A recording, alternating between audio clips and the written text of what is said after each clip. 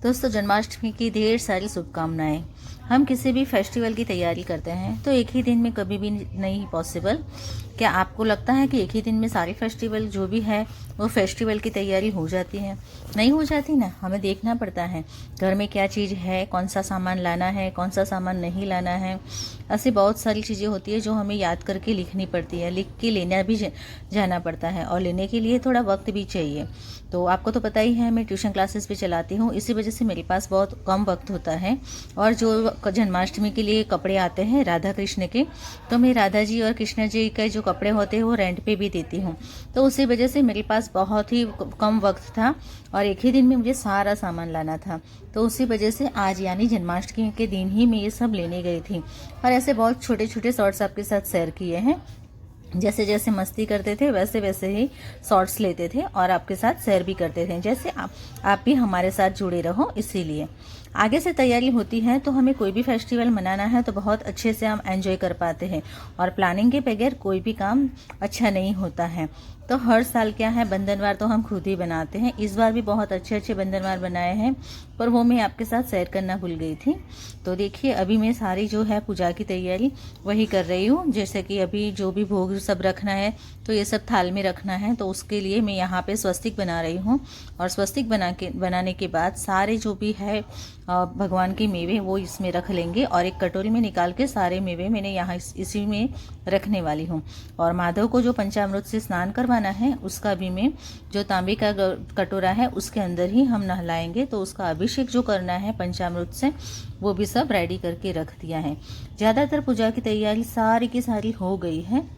अब बस हमें चेंज करके अच्छे से रेडी होना है और फिर अगरबत्ती यानी पूजा पाठ करेंगे और आरती करेंगे। आरती करने के बाद केक कटिंग भी करेंगे। तो ये सब आपको एक ही वीडियो में देखने मिलेगा। तो मेरी वीडियो को ज़रूर से देखिए और अच्छा लगे तो लाइक कीजिए। तो देखिए, भगवान का प्रसाद एकदम से रेडी है। तो अब इसे हम ढक के एक साइड रख देंगे। एक काम तो हमारा कंप्लीट हो गया है और पंचामृत भी रेडी हो गया है। तो चलिए, एक बाजवट है वहाँ पे हम सारा सामान रख देते हैं।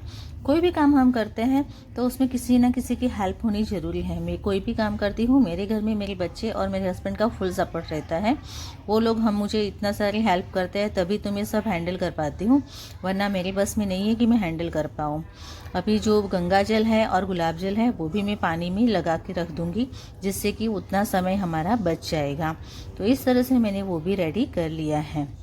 तो देखिए, सब रेडी करने के बाद मैं हम जो भोग बनाना है सूजी, तो वो सूजी का हलवा बनाने के लिए किचन में आ गई हूँ। तो सूजी का हलवा बना रही हूँ मैं। जब तक सूजी सेक रही थी तब तक बच्चे ने और मेरे हस्बैंड दोनों ने इकट्ठे होके मेवे कट कर लिए हैं। मेवे अच्छे से कट होने के बाद हलवा रेडी हो गया था। रेडी होने के बाद मैंने ये सारा अंदर डाल दिया और ढक के साइड में रख दिया था। तो हमारा दूसरा काम था जो सूजी का हलवा बनाने का, वो भी मैंने रेडी करके रख दिया है। क्या आपने भी सूजी का हलवा बनाया था? कमेंट में ज़रूर बताइएगा। तो देखिए, बच्चे भी रेडी हो गए हैं, हस्बैंड भी रेडी हो गए हैं और मैं भी रेडी हो गई हूँ। 11:58 हुआ था तब मैंने हमारे फैमिली मेम्बर में ग्रुप कॉल किया था, पर सब लोग सो गए थे।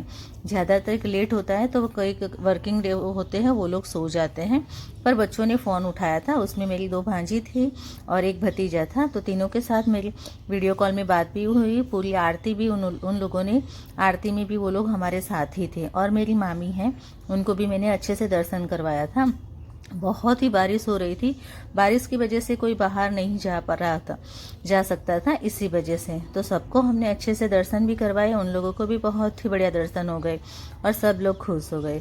तो चलिए, अब हम लाला को पंचामृत से स्नान करवा रहे हैं। ये टाइम है तब 11 o'clock हो रहा था। मैंने टाइम यहाँ पे दिखाना आपको भूल गई हूँ, उसके लिए माफ़ी चाहती हूँ। तो 11 o'clock को हमने माधव को नहला दिया था और उसका बर्थडे मनाना था ना, इसी वजह से। तो पंचामृत से नहलाने के लिए देखिए इस तरह से हम सारे हीर नहला रही है और मैं सब चीज़ें हैं उसे इस तरह से दे रही हूँ। कभी भी अंगूठे से नहीं नहलाना चाहिए, मुझे पता नहीं था, बहुत लेट में पता चला। पर जो भी हमें लास्ट जो जैसे जैसे पता चले वैसे हमें इम्प्रूव करना चाहिए। तो उसी तरह से नहलाया जाता है, जो फिंगर होती है वैसे ही। तो सब दही और मध डाल के इस तरह से नहला लिया। फिर जो शुगर होती है तो हमने उस बूरा तो शुगर से भी इस तरह से नहला दिया। फिर दूध से भी नहला दिया, यानी पंचामृत होता है वो। फिर पंचामृत से नहलाने के बाद पानी से नहला के अच्छे से रेडी करना था। तो वो सब करने के लिए हीर को ही अच्छा से पता है, पहले साल से ही हीर कर रही है, हमारा दूसरा साल था।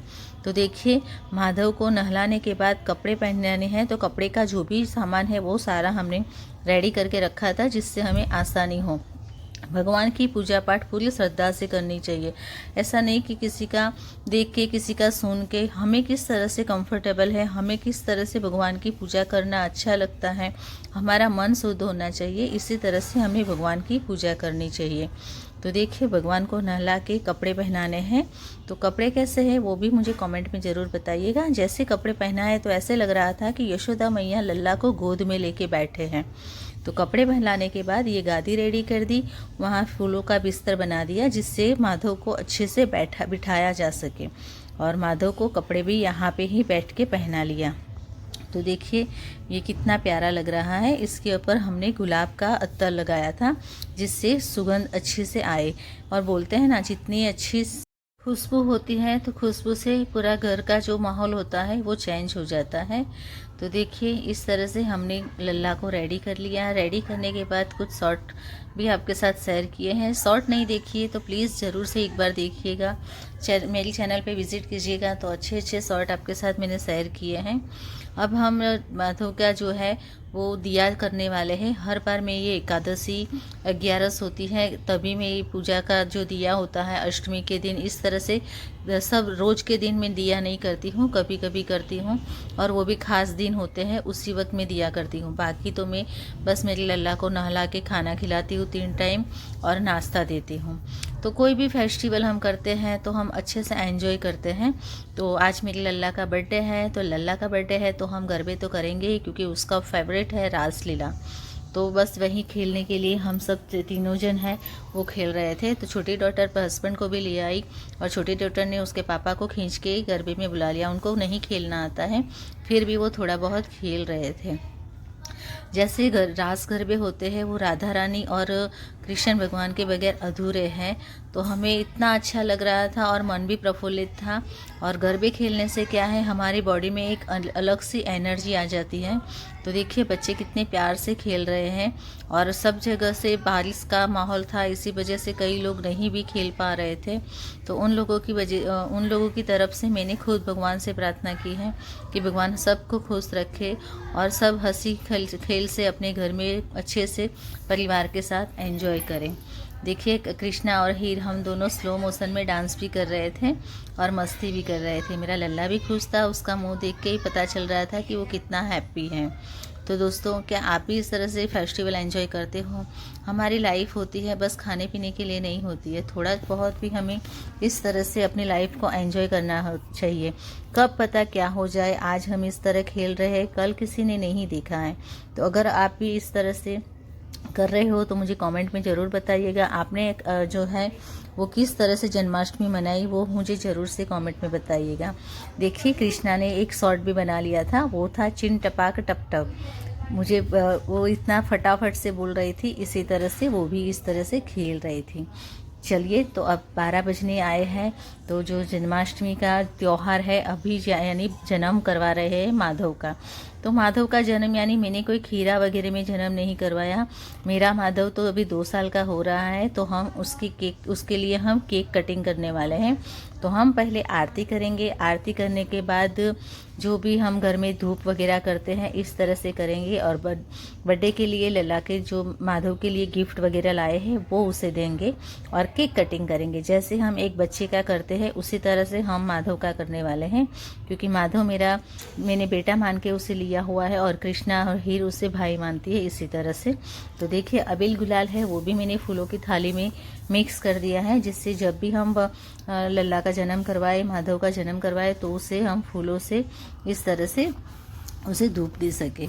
तो चलिए अब आरती करते हैं। और हाँ, आरती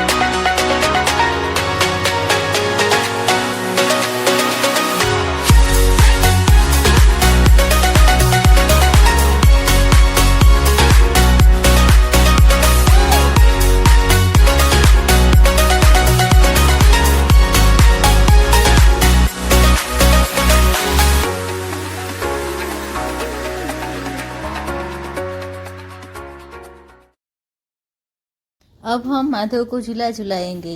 हाथी घोड़ा पाल की जय कन्हैया लाल की, नंद घेरा नंद भरो जय कन्हैया लाल की।